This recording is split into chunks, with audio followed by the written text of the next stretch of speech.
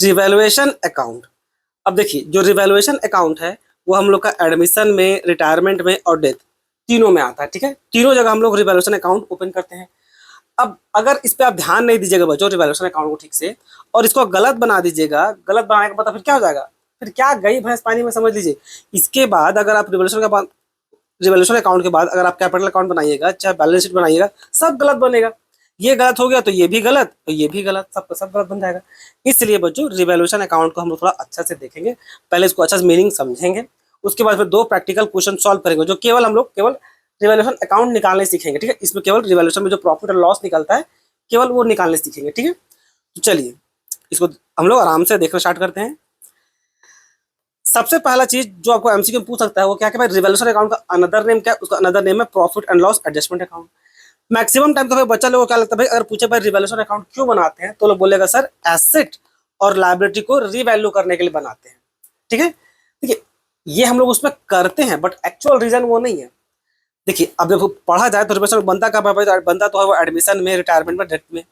और इसमें हम लोग मेनली करते क्या है, इसमें मेनली जो आप जो बोले वो करते हैं, रीवैल्यू करते हैं एसेट और लायबिलिटी को, ताकि वो उसका ट्रू एंड फेयर व्यू पे आ जाए करंट टाइमिंग में। मान लीजिए पहले ओल्ड समय में जो भी एसेट रहा हो या जो भी लायबिलिटी रहा हो, करंट टाइमिंग में ऑब्वियसली किसी में बढ़ गया होगा, किसी में घट गया होगा। तो भाई इसको हम लोग फेयर पे ले आते हैं, यानी कि ट्रू और फेयर व्यू पे ले आते हैं भाई, कि करंट समय में, करंट टाइमिंग में हम लोग का एक्चुअल एसेट का क्या कीमत है और एक्चुअल लायबिलिटी कितना हम लोग को पे करने की जरूरत है। ये आप लोग डिफरेंशन में सोचते हैं, बट ये एक्चुअल रीजन नहीं बच्चों, ये हम लोग करते हैं, नो डाउट हम लोग ये एक्शन पे लेते हैं, ऐसा काम हम लोग करते हैं रिवॉल्यूशन अकाउंट में, बट वो रीजन नहीं है। रियल रीजन है ये वाला पार्ट, ये वाला। आप सोच के देखिए, दो पार्टनर है, ठीक है, ये दोनों पार्टनर है, और इस पे मान लीजिए कोई एक नया एडमिशन के तौर पे एक नया पार्टनर आ रहा है। तो भाई जो पहले जो बिजनेस हुआ है, पहले बिजनेस में चाहे जो भी लॉस हुआ हो, किसी भी प्रकार का लॉस हुआ हो, चाहे किसी भी प्रकार का प्रॉफिट हुआ हो, वो सारा बिलोंग करता है इन दोनों को। तो बिजनेस का एक नया पार्टनर को आने से पहले जो पुराना जितना भी हिसाब किताब है, सबको क्या करेंगे भाई, सबको पहले सेटल करो। ठीक है, ताकि ये जो नया पार्टनर होगा, वो जो पहले जितना भी बिजनेस हुआ है ओल्ड समय में, उसके लिए रिस्पॉन्सिबल नहीं होगा भाई। ये क्यों रिस्पॉन्सिबल हो भाई, ये उससे देखो ओल्ड समय में, पहले का समय में तो ये दोनों मिलकर बिजनेस को चलाएगा ना, तो जो भी रिस्पॉन्सिबिलिटी होगा ये केवल इन दोनों का होगा।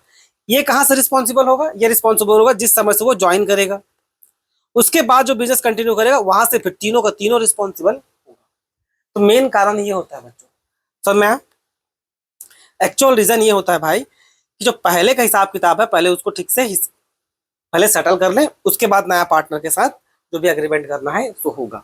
ठीक तो ऑब्वियसली भाई पर्पस तो फिर यही यहाँ पर लिखा था भाई, इंक्रीज और डिक्रीज करते हैं एसेट और लायबिलिटी को। ठीक है, जो भी छूट गया उसको रिकॉर्ड कर लेते हैं, और जो भी प्रॉफिट शेयर है उसको भाई हिसाब किताब कर लेते हैं। तो ये एक्चुअल मीनिंग था बच्चों। ठीक है, तो हो गया। अब रिवैल्यूएशन अकाउंट का ये फॉर्मेट है। ठीक है, रिवैल्यूएशन अकाउंट में सिंपली आपको करना क्या है समझिए। ये जैसे रिवैल्यूएशन अकाउंट है, मान लीजिए यह रिवैल्यूएशन अकाउंट है, इसको बनाने का सिंपल तरीका ये है, अगर एसेट और लायबिलिटी को कुछ भी रिवैल्यू करने के समय, रिवैल्यू मतलब या जो बढ़ा रहे हो या घटा रहे हो, कुछ भी करने के समय अगर उसमें अगर लॉस होता है, अगर फर्म को उस पर लॉस हुआ, तो लॉस आएगा आपका इधर डेबिट साइड, लॉस आएगा इधर डेबिट साइड। और अगर एसेट और लायबिलिटी को रिवैल्यू करने में अगर प्रॉफिट हुआ तो किधर आएगा, वो क्रेडिट साइड, इस साइड आएगा। बस इसका सिंपल तरीका यही बनाने का, ध्यान में रखिएगा। लॉस होगा तो होगा इधर डेबिट साइड में, किसी भी प्रकार का प्रॉफिट गेन कुछ भी हुआ, कोई भी प्रकार का बिजनेस को फायदा हुआ तो वो होगा क्रेडिट साइड। क्लियर, तो ये तो हो गया उसका फॉर्मेट, ये सिंपल इसका फॉर्मेट है ये। ठीक है, अब अब क्वेश्चन को चलिए सॉल्व करते हैं। अब देखिए क्वेश्चन को सॉल्व करें उससे पहले आपको हमको कुछ सिखाना है। सिंपली टू और बाय का पहले मतलब समझ लीजिए, नहीं तो दिक्कत होगा। देखिए सुनिए, एक सेकेंड, पहले समझते हैं टू को। मान लीजिए कोई स्टॉक था, उसका इसका मार्केट में पहले बैलेंस शीट में दिख रहा है भाई कि वो 10,000 है। ठीक है, अब आपको बोला जा रहा है कि जो स्टॉक है, स्टॉक इंक्रीजेस टू 15,000। अब इस लाइन का क्या मतलब हुआ, जैसे आपको ये टू वर्ड दिखा ना, तो बैलेंस शीट में आपको 10 दिख रहा है और एडजस्टमेंट में आपको 15 दिख रहा है, तो भाई 10 से 15 हो गया। इसका डजंट मीन्स कि पहले पूरा वैल्यू 10 का था, अब टोटल 15 हो गया। इसका इट मीन्स कि इंक्रीज वाला पार्ट कितना है, इंक्रीज वाला पार्ट केवल 5,000 का है, यानी कि पहले 10 था अब 5 बढ़ गया। तो फिर टोटल अब बैलेंस शीट में दिखेगा 15,000, लेकिन 5,000 का इंक्रीज हुआ है, यानी कि हम लोग को जो सही मायने में एक्चुअल फायदा हुआ है केवल 5,000 का हुआ। तो 2 का मतलब क्या होता है बच्चों? 2 का मतलब होता है कि पहले 10 था, अब हो गया वो 15। तो सही मायने में जो फायदा है वो दोनों का डिफरेंस पे है, यानी कि कितना? 5,000 का। ये हो गया 2 बोलने का मतलब। बाय बोलने का मतलब समझिए, अगर यही सेम चीज यहाँ पर मान लीजिए 15, यहाँ पर दिया कितना, यहाँ स्टॉक दिया 10,000, और अगर लैंग्वेज में ऐसा लिखा रहता कि स्टॉक इंक्रीजेस बाय 15,000, दोनों में बहुत अंतर है। फिर इसमें और इसमें फिर बहुत अंतर हो जाएगा बच्चों। देखिए, जब 2 लिए थे ना, तो जब बैलेंस शीट बनाइएगा तो वहां पर जाके आप एसेट साइड में स्टॉक का वैल्यू दिखाइए कितना? 15,000। ठीक है, ऐसा जैसे बैलेंस शीट बनाइएगा, इधर आपका लायबिलिटी, इधर एसेट, तो स्टॉक में एसेट साइड में दिखाइएगा, वहां पर लिखिएगा कितना? 15,000। लेकिन अगर बाय लिखा रहा है ना कि stock increases by 15,000, it means कि ये जो 15,000 से सीधा इंक्रीज यहाँ पर सीधा 15,000 ही हुआ है, सीधा का सीधा आपको 15,000 का ही प्रॉफिट हुआ है। बाय सीधा ये रिप्रेजेंट करता है, बाय सही मायने में ऑलरेडी चेंज को ही रिप्रेजेंट करता है। ठीक है, ये डेल्टा का जो सिंबल बना है इसका मतलब क्या होता है? चेंज को ही। ठीक है, जब 2 था तो चेंज नहीं था, 2 में आपको चेंज निकालना पड़ा, 10 और 15 में माइनस किए तो चेंज कितना था? आपका 5,000 चेंज था वहां पर। लेकिन बाय आपका सीधा चेंज को ही दिखाता है। यहाँ पर अगर बाय लिखा है, इट मीन क्या? हमारे पास 15,000 है, आपको प्रॉफिट कितना? 15,000 का हुआ। इट मीन्स अगर अब बैलेंस शीट अगर आप लोग बनाते हैं, बैलेंस शीट इस तरह करके, और इधर लायबिलिटी इधर एसेट साइड है, तो स्टॉक कितना का दिखेगा? पहले था 10 का, अब 15,000 सीधा बढ़ गया, यानी कितना हो जाएगा सही मायने में? सही मायने में हो गया वो 25,000 का। तो ये डिफरेंस आपको थोड़ा समझना जरूरी था बच्चों। ठीक है, अब चलिए क्वेश्चन को सॉल्व करते हैं। अब हम लोग क्वेश्चन देखेंगे। ठीक है, यहाँ पर हम लोग केवल रिवैल्यूएशन अकाउंट ही बनाने का काम करेंगे और कुछ नहीं बनाएंगे। ठीक है, तो क्वेश्चन ऐसे बच्चों यहाँ पर मिली सॉल्व नहीं करेंगे, कैलकुलेशन पार्ट में दिक्कत होता है, यहाँ पर सुबह सुविधा होगा। ठीक है, अब देखिए सेम क्वेश्चन है, वहां पर जो था सो सेम क्वेश्चन है, और मेनली हम लोग क्या ओपन करेंगे? Revaluation account. अब रिवैल्यूएशन अकाउंट में बना समय बस आपको जो ध्यान रखना है वो सिंपल बस इतना है कि अगर ये रिवैल्यूएशन अकाउंट है, ठीक है, तो अगर हम लोग केवल एसेट और लायबिलिटी को ही रिवैल्यू करते हैं, केवल एसेट को और केवल लायबिलिटी को ही देखते हैं। ठीक है, अब अगर किसी कारण से बिजनेस में अगर आपको प्रॉफिट हुआ, फायदा हो रहा होगा ना, तो वो फायदा किधर दिखेगा? वो दिखेगा हम लोग को क्रेडिट साइड में, यानी कि प्रॉफिट दिखेगा हम लोग को क्रेडिट साइड में। सुना है, रिवैल्यूएशन अकाउंट का वो प्रॉफिट साइड क्रेडिट साइड में दिख जाएगा। अगर किसी कारण से एसेट और लायबिलिटी को जब रिवैल्यू किया और लॉस हो गया, तो जब लॉस हो गया तो वो हम लोग का 2 बोल करके इधर डेबिट साइड में दिखेगा। तो क्या ध्यान में देना बस सिंपली कि अगर प्रॉफिट हुआ तो क्रेडिट साइड में, और अगर लॉस हुआ तो डेबिट साइड में, बस इतना ध्यान में रखिएगा। चलिए अब क्वेश्चन देखते हैं। क्वेश्चन क्या है बच्चों? क्वेश्चन सिंपली है कि बैलेंस शीट किया हुआ अनुराग और भावना का, उन लोग का प्रॉफिट शेयरिंग रेशियो कितना है? 2/3 1/3, यानी कि रेशियो क्या उन लोग का? 2:1 का रेशियो। तभी ना इसको अगर आप चेंज कीजिएगा तो 2+1 हो जाएगा, तो यहाँ पर 2/3 और एक क्या होगा आपका? 1/3। ये है। अब देखिए ये रहा हम लोग का मेन लायबिलिटी और एसेट। ठीक है, यहाँ पर दिक्कत खाली बस ये हो जाता है कि ये लोग प्रॉपरली दिखता नहीं है, तो खैर उसमें कोई दिक्कत नहीं होगा, हम मैनेज कर देंगे। तो देखिए अगर जैसे अगर यहाँ बना रहे होते हैं, देखिए यहाँ पर पूरा लायबिलिटी अलग से दिख रहा है, एसेट यहाँ दिख रहा है, पर कैलकुलेशन वहाँ पर सुविधा होता है, तो वहाँ पर ही करेंगे। अब देखिए ये रहा हम लोग का रिवैल्यूएशन अकाउंट। अब इधर ले लेंगे क्या? पर्टिकुलर, इधर हो गया हम लोग का अमाउंट, इधर हो गया हम लोग का पर्टिकुलर, इधर हो गया हम लोग का अमाउंट। तो जल्दी जल्दी करते हैं। ठीक, अब सीधा इसको पढ़िए एडजस्टमेंट ए को। यहाँ से on 1 April 2017 they agree to admit Monica in the partnership the following items, following terms. Monica का जो ए है, क्या उसमें एसेट और रेट से रिवैल्यू करने वाला कुछ चीज है? तो देखिए, Monica was agree to given 1/3 of share of profits and was to bring 15,000 as a capital and 6,000 as share of goodwill. क्या यहाँ पर कुछ भी एसेट और लायबिलिटी को रिवैल्यू करना पड़ा? नहीं, कुछ रिवैल्यू करना नहीं पड़ा। जो पहले का है सो, जो पहले का है सो उसको कोई भी रिवैल्यू करने की जरूरत नहीं है। तो भाई इसको तो कुछ ए को कुछ छेड़छाड़ करने की जरूरत नहीं है। बी देखिए, बी बोलता है कि the value of stock and plant and machinery were reduce by 10%। अब सोचिए एसेट का वैल्यू डिक्रीज करेगा, रिड्यूस करेगा, तो क्या होगा? वैसे लॉस होगा, तो किधर दिखेगा? वो दिखेगा हम लोग का डेबिट साइड में। तो यहाँ पर डेबिट साइड में क्या लिखेंगे? 2 स्टॉक, और एक बार क्या है? 2 plant and machinery, 2 plant and machinery. अब वैल्यू लेंगे कितना है? 10% भाई घटा है, तो 10% ये रहा स्टॉक 20 का 10% यानी कि 2,000, और प्लांट एंड मशीनरी का 10% 35,000 कितना हो जाएगा? 3,500, 3,500। अब बस लिख दीजिए 2,000 इधर, 3,500 इधर। तो ये हम लोग का बी हो गया। सी क्या है? The provision of 5% was to be credited as doubtful debt. अब इधर ये जो डाउटफुल डेट वाला पार्ट है ना, इसे बच्चों को बहुत कंफ्यूजन होता है तो बहुत तरह का होता है, बहुत बार देखिए डिस्काउंट आ जाएगा, बहुत बार बैड डेट आ जाएगा, ठीक है, फिर प्रोविजन और डिस्काउंट दोनों आ जाएगा। तो बच्चों लोगों को समझ में नहीं आता कि इसको कैसे ट्रीट करें।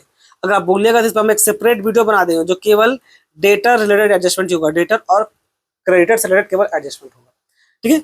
तो वो बाद में, अभी देखते हैं।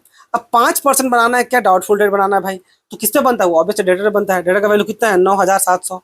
अब देखिए ये जो 9700 है, ठीक है, इसका आपको 5% यानी कितना हो गया,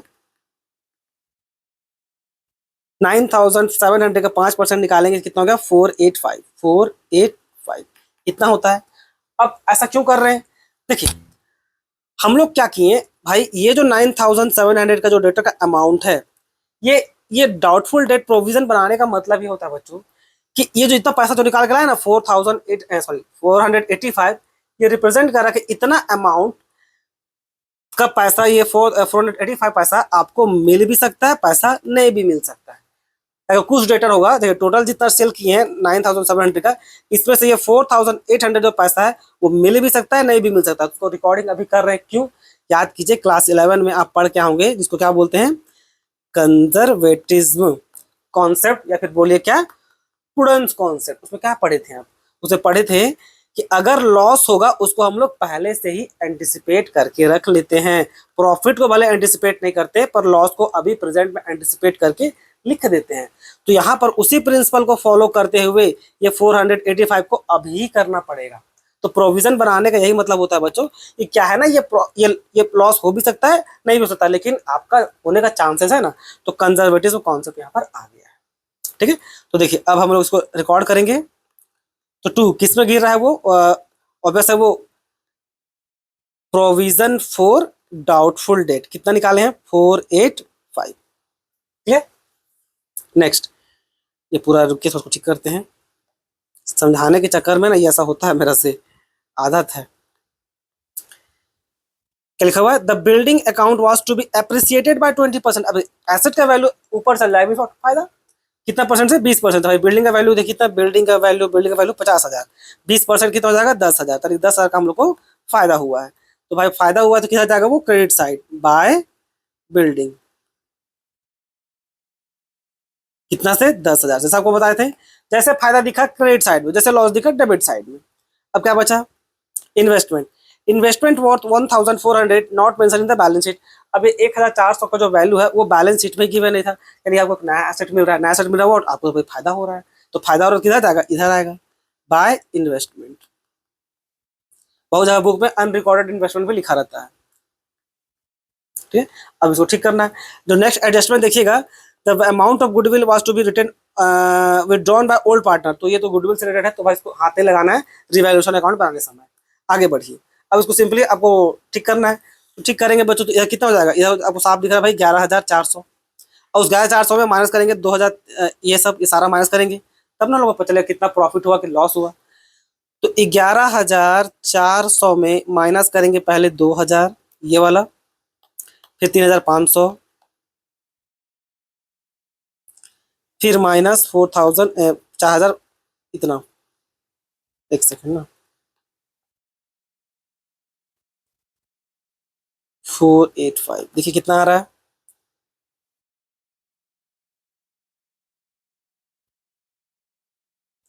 देखिए 11,400 में माइनस 2,000 माइनस 500 आपको भी दिख रहा होगा, इक्वल टू करें कितना है 5,418।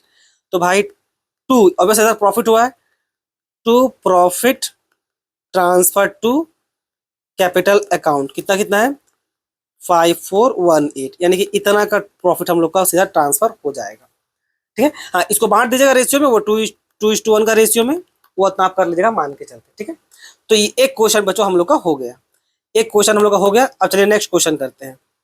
नेक्स्ट क्वेश्चन ये रहा, देखिए ये यहाँ से देखिए, अगर आपको दिक्कत हो रहा देखने में तो ये रहा नेक्स्ट क्वेश्चन, सेम क्वेश्चन है। एबीसीआर शेयर प्रॉफिट एंड बिजनेस कितना, प्रॉफिट 5:3 है। सी को एडमिट किया गया भाई, ठीक है। अब ये पहले ना वैल्यू बेस्ड क्वेश्चन वो करता था, वो उसी का क्वेश्चन है ये, तो उतना देखा जरूरत नहीं है। अब इधर लायबिलिटी इधर है, एसेट इधर है। She will bring 30,000 as share of capital and goodwill, क्या है हम लोग एसेट लायबिलिटी का पार्ट है तो नहीं, ये तो नहीं है भाई, रिवर्सल अकाउंट में नहीं जाएगा। गुडविल 350, ये भी हम लोग का नहीं जाएगा। क्या जाएगा, ये सीधा देखिए फर्नीचर जाएगा और क्रेडिटर वाला पार्ट जाएगा, केवल यही दो रिवैल्यूएशन अकाउंट में जाएगा। तो चलिए रिवैल्यूएशन अकाउंट यहाँ पर बनाते हैं। अच्छा, जनरल एंट्री का आपको दिक्कत हो रहा होगा ना, वो हम बता देते हैं, रुकिए पहले इसको बना लेते हैं। Furniture is under valued bye 12,000। अब सोचिए, फर्नीचर जो हम लोग का एक प्रकार का एसेट है, एसेट जो है, पहले फर्नीचर कितना का देखिए, फर्नीचर हम लोग का कितना है, 20,000 का है। फर्नीचर हम लोग का 20,000 का है। अंडर वैल्यूड बोलेगा मतलब भाई कि वो कम दिख रहा है। अंडर वैल्यूड बाय 20,000 मतलब 20,000, सॉरी 20,000, 12,000 है, 12,000 से वो कम दिख रहा है, मतलब होना कितना चाहिए था, यहाँ पर सही मायने में इसको 12,000 अगर ऐड कीजिएगा तो कितना हो जाएगा 32,000, यानी कि यहाँ पर होना चाहिए था कितना, आपको हो जाता है 3200 और दिखा कितना रहा है 20,000। यहाँ पर हम लोग को फायदा हो रहा है कि नहीं। आप यहाँ पर स्कॉट इसे किए नहीं था, एक बार क्या है, अभी भाई वो ऐड करेंगे तो एक बार हमको फायदा हुआ। तो यहाँ पर क्या दिखेगा आपको, यहाँ पर दिखेगा बाय फर्नीचर, वो फायदा है तो फायदा किया जाएगा credit side, by furniture 12,000। Clear है, तो ये वाला हो गया। And the value of stock is reduce to लिखा हुआ है, देखिए टू बाय नहीं टू लिखा हुआ है, कितना 13,000 हो गया वो, तो 13,000 हो गया। तो पहले कितना था भाई, स्टॉक पहले था 15,000, अब हो गया 13,000, यानी कि डिफरेंस लेंगे कितना होगा 2,000 का, यानी कि लॉस हो गया। तो टू स्टॉक, ठीक है, और वैसे टू लिखा हुआ मतलब what? पहले आपका 15 था, अब कितना हो गया, अब हो गया 13, यानी कि 2,000 का लॉस हो गया। तो 2,000 यहाँ पर हम लोग एज ए लॉस के तौर पे दिखा देंगे। क्लियर बच्चों। अब यहाँ पर देखिए प्रोविडेंट फंड रेज बाय 1,000। अब इसका क्या मतलब, प्रोविडेंट फंड रेज बाय 1,000, देखिए प्रोविडेंट फंड एक अमाउंट है जो जो वर्कर लोग जो होता है ना, जब वो रिटायर करेगा तो पैसा उसको देना पड़ता है। तो भाई अगर ये इसको बढ़ाना है अगर हम लोग को, तो कंपनी को अपना वर्कर को ज्यादा पैसा देना है, कितना से 1,000 से। तो 1,000 से अगर ज्यादा पैसा देना है, इट मीन आपका एक प्रकार का लॉस बढ़ गया, आपका एक्सपेंस बढ़ गया, तो क्या होगा, वो डेबिट हो गया, यानी कि लॉस हो गया। और जैसे लॉस होगा तो किधर दिखेगा, वो दिखेगा आपको सीधा इधर टू प्रोविडेंट फंड, कितना 1,000। ये आपका बैलेंस शीट में भी दिखेगा, ठीक है। तो ये हो गया। अब creditors are unrecorded to the extent of 6,000। अब क्रेडिटर का वैल्यू जो 6,000 का था उसको हम लोग बुक्स ऑफ अकाउंट्स में लिखे नहीं है। तो क्रेडिटर तो एक प्रकार का लायबिलिटी है भाई, तो लायबिलिटी अगर आप अब यहाँ पर आपको लिखना पड़ेगा, आपका खर्चा बढ़ रहा है, जो पहले 6,000 आपको जो नहीं देना था अब पता चला भाई आपको देना है, तो क्या लॉस हो गया। तो किधर आएगा बच्चों, टू क्रेडिटर करके वो इस साइड में आएगा। और मैं कितना से कितना अमाउंट था, ऑफ 6,000, यानी कि 6,000 का, तो यहाँ पर ले लेंगे हम लोग 6,000। ठीक, अब बस टोटलिंग करेंगे, ऑब्वियसली इधर ज्यादा दिख रहा है, साफ बचा रहा है भाई, इधर टोटल कर देते हैं, कितना हो जाएगा 12,000, और यहाँ पर 12,000 में ये 2, एक 3 और एक 9, 9 माइनस कर देंगे कितना बचेगा 3,000। तो टू प्रॉफिट हो गया, profit transfer to capital account, जो भी रहेगा उसको बांट देंगे कितना का, 3,000 का वैल्यू हम लोग उसको उन लोग का प्रॉफिट शेयरिंग रेशियो में बांट देंगे, और इधर ये देखिए आपस में मैच कर गया। तो इस तरह से बच्चों आपका रिवैल्यूएशन अकाउंट बनता है, ठीक है। रिवैल्यूएशन अकाउंट हम लोग का इस तरह से बनता है। अब किसी किसी को जर्नल एंट्री पास, जर्नल एंट्री सेम होगा। जर्नल एंट्री में कुछ करना नहीं रहता बच्चों। देखिए जर्नल एंट्री अगर करना होगा तो सिंपली जैसा लॉजिक है जर्नल एंट्री का, इसमें खाली क्या ध्यान रखिएगा, क्या जैसे ये वाला पार्ट है, देखिए मान लीजिए आप क्वेश्चन को पढ़ें, जब इसको पढ़े थे भाई, द वैल्यू ऑफ स्टॉक कितना रिड्यूस कर गया 10% से, स्टॉक रिड्यूस कर रहा है ना, स्टॉक और आपका मशीन दोनों रिड्यूस कर रहा है, रिड्यूस कर मीन लॉस हो रहा है। तो जैसे लॉस होगा ना, तो रिवैल्यूएशन अकाउंट को कीजिएगा क्या आप डेबिट, रिवैल्यूएशन अकाउंट को क्या कीजिएगा डेबिट, कब कीजिएगा आपको जब भी लॉस होगा तब, जब भी लॉस होगा तो क्या हो जाएगा आपका रिवैल्यूएशन अकाउंट हो गया यहाँ पर डेबिट। और टू जो भी एसेट के कारण हो रहा हो, तो भाई एक स्टॉक था और एक क्या था आपका प्लांट एंड मशीनरी था, तो बस उसको लिख दीजिएगा कितना कितना है 2,000 और 3,500। तो भाई यहाँ पर लिख दीजिए 2,000 और यहाँ लिख दीजिए 3,500, तो दोनों का टोटल लॉस कितना हुआ, टोटल लॉस इन दोनों को मिला करके 5,500। आप चाहिए सेपरेट सेपरेट भी दिखा सकते हैं, revaluation to stock separate separate भी दिखा सकते हैं, कोई दिक्कत नहीं। एक बार रिवैल्यूएशन टू स्टॉक कर लीजिए और एक बार फिर से revaluation to plant and machinery कर लीजिए, 2 बार भी कर सकते हैं, कोई गलत नहीं है वो, ठीक। तो ध्यान में क्या देना है, जनरल बहुत सिंपल है। जैसे आपको दिखा कि लॉस हो रहा है तो रिवैल्यूएशन अकाउंट कीजिएगा डेबिट, अगर देखा आपको क्या रिवैल्यूएशन प्रॉफिट हो रहा है तो रिवैल्यूएशन अकाउंट को क्या कीजिएगा उसको क्रेडिट। जैसे यहाँ पर देखिए, यहाँ पर क्या बिल्डिंग आपका बढ़ा कितना 10,000 से, तो रिवैल्यूएशन अकाउंट में प्रॉफिट हो रहा है ना, तो रिवैल्यूएशन अकाउंट यहाँ पर क्या कीजिएगा उसको कीजिएगा क्रेडिट, तो फिर डेबिट किसको कीजिएगा, अभी बिल्डिंग को कीजिएगा और किसको कीजिएगा। तो फिर जनरल क्या बन जाएगा, जनरल सिंपली बन जाएगा भाई क्या कि building account debit to revaluation account. देखिए प्रॉफिट होने पर क्या हो रहा है क्रेडिट हो रहा है टू रिवैल्यूएशन अकाउंट। कितना था 15,000 था, कितना था 10,000 था, तो यहाँ पर कर देंगे कितना 10,000। समझना, तो बस ऐसे ही जनरल पास होता है, जो कुछ मेहनत नहीं करना है उसमें, बस सिंपली देखिए क्या फायदा हो रहा है तो हाँ तो रिवैल्यूएशन अकाउंट होगा डेबिट, और उसके बाद जो जिसमें फायदा हो रहा है वो हो जाएगा उसका क्रेडिट, सॉरी फायदा फायदा हो रहा होगा तो हम आपको होगा यहाँ पर क्रेडिट हो रहा होगा, सब डेबिट वाला पार्ट दिखा दिए। जैसा दिखा आपको फायदा हो रहा है तो क्या हो जाएगा क्रेडिट, और जैसे दिखा आपको लॉस हो रहा है तो लिबरेशन अकाउंट क्या हो जाएगा, आपका लॉस होने पर डेबिट दिख जाएगा। यहाँ पर भी सेम लॉजिक तो किए थे। देखिए इस साइड में सारा आपका डेबिट वाला पार्ट है, जितना भी लॉस है, और जितना प्रॉफिट वाला पार्ट है उधर क्रेडिट साइड में। तो ये जनरल ऐसे पास कर सकते हैं, सेपरेट करने तो और वीडियो लंबा हो जाएगा। ठीक है, तो इसमें इतना ही बच्चों, आई होप आपको वीडियो पसंद आया हो। धन्यवाद।